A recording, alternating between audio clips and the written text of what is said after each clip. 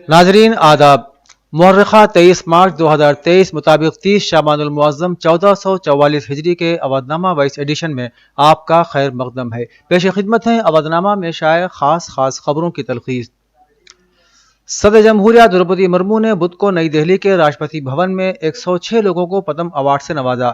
सदर जमहूरिया ने पहला एजाज आर्किटेक्ट बाल कृष्ण दोषी को दिया, जिसे उनकी बेटी ने मौसूल किया। उसके बाद ताजिर कुमार मंगलम बिरला को पद्म भूषण से नवाजा गया। पीतल के नक्शनिगार के माहिर कारीगर दिलशाद हुसैन और कश्मीर के संतूर कारीगर गुलाम मोहम्मद जाज को भी पद्मश्री से नवाजा गया। इसके अलावा रूहानियत के शोबे में कमलेश डी पटेल को पद्म भूषण अवार्ड दिया गया। अदब और तालीम के शोबे में कपिल कपूर को पद्म भूषण दिया गया। बता दें कि 106 पद्म अवार्ड पाने वालों में 19 खवातीन हैं। 6 लोगों को पद्म विभूषण, 9 को पद्म भूषण और 91 को पद्मश्री अवार्ड दिया गया है। इन अवार्ड के नामों का ऐलान 25 जनवरी को किया जा चुका था। उत्तर प्रदेश के वजीर आला योगी आदित्यनाथ ने हिंदुस्तान और जनूबी कोरिया के दरमियान सिफारती ताल्लुकात की निस्फ सदी मुकम्मल होने के मौके पर जनूबी कोरिया के बौद्ध भिक्षुओं का खैर मकदम करते हुए कहा कि जब भिक्षुओं की अंजुमन या हमारे संत दोनों ममालिक की खुशहाली के लिए दुआ करते हैं तो यकीनन उसका फल जरूर मिलता है। जनूबी कोरिया और हिंदुस्तान के यौम आज़ादी की तारीख एक ही यानी 15 अगस्त है। उन्होंने कहा कि हिंदुस्तान ने दुनिया को बुद्ध दिया है,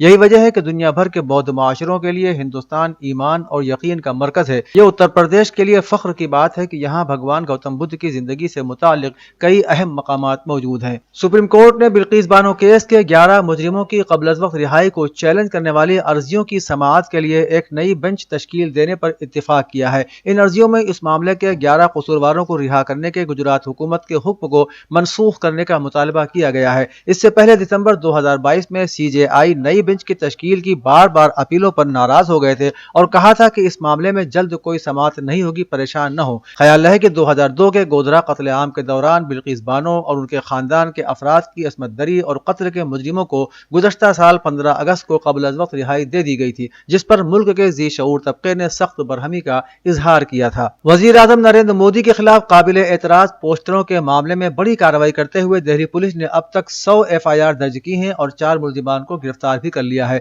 दर्ज की गई कुल FIRs में से 44 मोदी मुखालिफ पोस्ट लगाने से ताल्लुक रखती हैं। पुलिस के मुताबिक पोस्टर्स में प्रिंटिंग प्रेस का नाम नहीं लिखा गया है, इसलिए बड़े पैमाने पर कार्रवाई की जा रही है। दीवारों से 2000 पोस्टर हटा दिए गए हैं, जबकि 2000 कब्जे में भी लिए गए हैं। अब तक 4 मुल्जिमान को गिरफ्तार किया जा चुका है, जिनमें से 2 प्रिंटिंग प्रेस के मालिक हैं। इन पोस्टरों पर लिखा था मोदी हटाओ मुल्क बचाओ। वज़ीर आज़म मोदी के खिलाफ ये काबिल एतराज पोस्टर दिल्ली के मुख्तलिफ इलाकों में दीवारों और खंभों पर लगाए गए थे। सुप्रीम कोर्ट ने कहा है कि वो आइंदा 9 मई को उन अर्जदाश्तों की सुनवाई करेगा जो अहलिया यानी अपनी बीवी के साथ जिना बिल जब्र को जुर्म करार देने से मुताल्लिक हैं। सीनियर वकील इंदिरा जयसिंह ने आज chief justice DY Chandrachud Singh की क़यादत वाली एक बेंच के सामने ये मामला पेश किया। सॉलिसिटर जनरल तुषार मेहता ने कहा कि मरकज का जवाब तैयार है और उसकी जांच पड़ताल होना बाकी है। उन्होंने मजीद कहा कि वो इस केस पर 1.5 दिन तक बहस करेंगे, क्योंकि ये एक अहम मामले से ताल्लुक रखता है। बेंच ने कहा कि इस मामले को 9 मई 2023 को पेश किया जाए। अहलिया के साथ जिना बिल जब्र को जुर्म करार देने के मामले में सुप्रीम कोर्ट ने 16 जनवरी को सरकार से जवाब मांगा था। अलग अलग हाई कोर्टों के जवाब देने के बजाय सुप्रीम कोर्ट ने खुद इस मामले को अपने हाथों में लेने का फैसला किया था। समाजवादी पार्टी के सरबराह अखिलेश सिंह यादव ने आज कहा कि उत्तर प्रदेश की भारतीय जनता पार्टी हुकूमत एक साजिश के तहत रिजर्वेशन को खत्म करने की कोशिश कर रही है।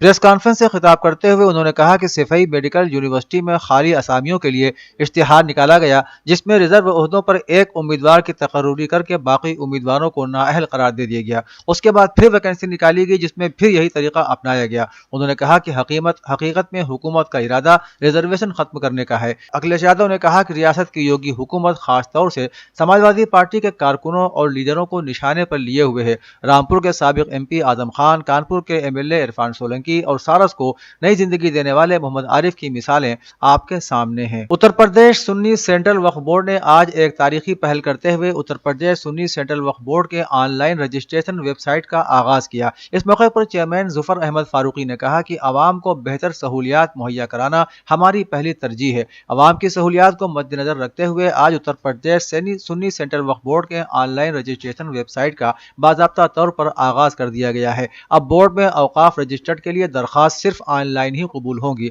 ऑफलाइन दरखास्त किसी भी हाल में कबूल नहीं की जाएगी। वेबसाइट के जरिए ही सभी तरह की कार्रवाई की तफसील भी फराहम होंगी। ندوۃ العلماء لکھنؤ کے مہمان خانے میں آج ڈاکٹر عبید الرحمان ندوی کی کتاب اسلام اینڈ ایجوکیشن کا مسلم پرسنل لا بورڈ کے صدر اور ندوۃ العلماء کے ناظم مولانا سید محمد رابع حسنی ندوی کے دست مبارک سے اجرا ہوا۔ مولانا نے اس کتاب کی تعریف کرتے ہوئے کہا کہ سچی بات یہ ہے کہ ندوۃ العلماء کا قیام وقت کی آواز تھا۔ انہوں نے مزید کہا کہ ہمارے عبید الرحمان نے ندوے کی اسی فکر کے مطابق اپنی کوششیں جاری رکھی اور متعدد کتابیں لکھی ہیں۔ پیش نظر کتاب فکر ندوہ کی ترجمان ہے۔ انہوں نے دعا کرتے ہوئے فرمایا کہ اللہ تعالیٰ اس کتاب کو مقبولیت سے نوازے۔ علمہ ایجوکیشنل اینڈ ویلفیئر سوسائٹی کے علمہ کیلنڈر کا مولانا ڈاکٹر سعید الرحمان اعظمی ندوی نے آج اجرا کیا۔ سوسائٹی کے جنرل سیکریٹری محمد اکبر نے اس موقع پر بتایا کہ علمہ ایجوکیشنل سوسائٹی کے تحت مدرسہ امداد العلوم شہر کے معظم نگر میں چل رہا ہے، جہاں دینی اور عصری تعلیم کے ساتھ ساتھ حفظ قرآن کی تعلیم کا سلسلہ بھی جاری ہے۔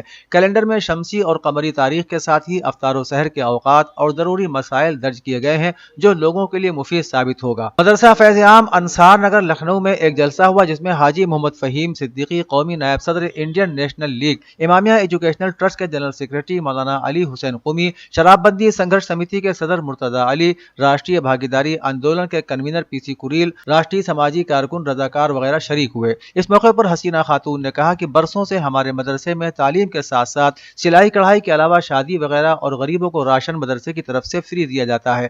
مدارس گزشتہ لاک ڈاؤن سے مالی اعتبار سے بہت کمزور ہو گئے ہیں۔ اس پر شرکاء نے اس مدرسے کی طرف نگرانی اور آمد و رفت اور مالی تعاون کی پوری امید بھی دلائی۔ اودھ نامہ میں شائع مضامین کو مکمل طور پر پڑھنے کے لیے اودھ نامہ کی ویب سائٹ www.awadhnama.com پر وزٹ کریں اور ای پیپر پر کلک کریں۔